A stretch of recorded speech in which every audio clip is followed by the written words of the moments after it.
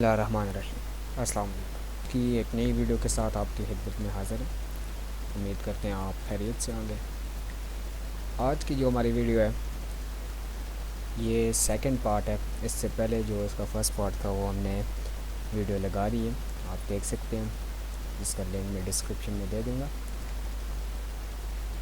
آج کا جو ہمارے سوال ہیں ان کی طرف چلتے ہیں اور دیکھتے ہیں کہ کون سے سوال ہیں. یہ سیکنڈ پارٹ تھا اور ایسائیوں کا پیپر تھا. تو ویڈیو شروع کرنے سے پہلے آپ سے ریکویسٹ ہے آپ ہمارے چینل کو سبسکرائب کریں, ویڈیو کو لائک کریں اور شیئر کریں.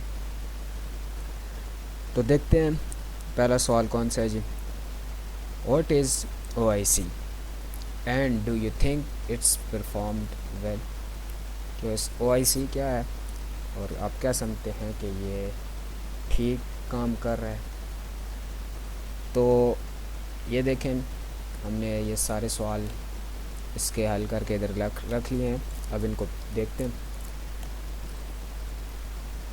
او آئی سی جو اسٹینڈ فار ہے, یہ اس کا جو مخفف ہے اس کا مطلب ہے کہ organization of Islamic corporation.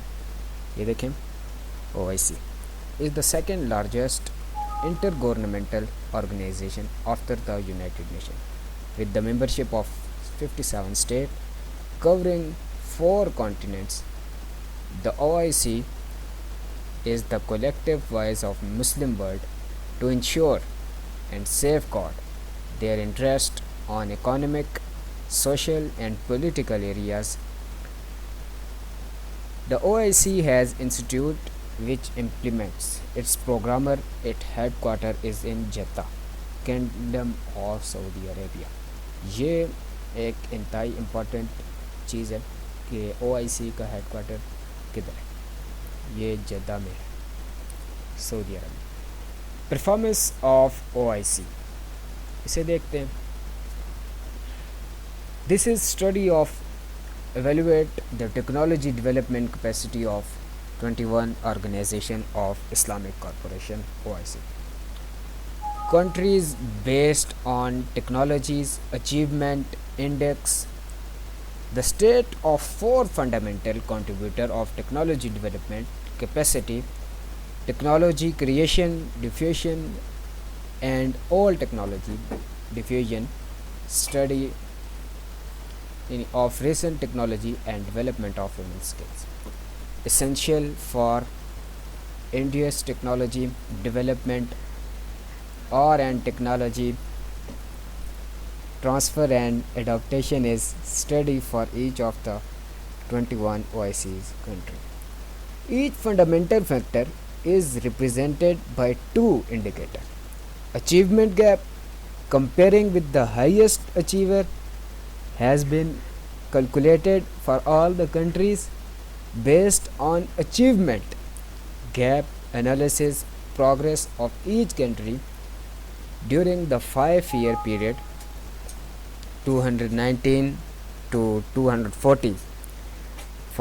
In building technology development capacity has been assessed. Strong and weak areas have been mentioned for some selected countries. Technology development capacity achievement gap analysis of individual country present useful information for policy maker and the planner of the relevant countries of for formulate policies and programmer for in changing national capacity of technology development. تو یہ ان کی performance ہے. اوپر جو ہم نے دیکھا وہ او آئی سی کیا ہے.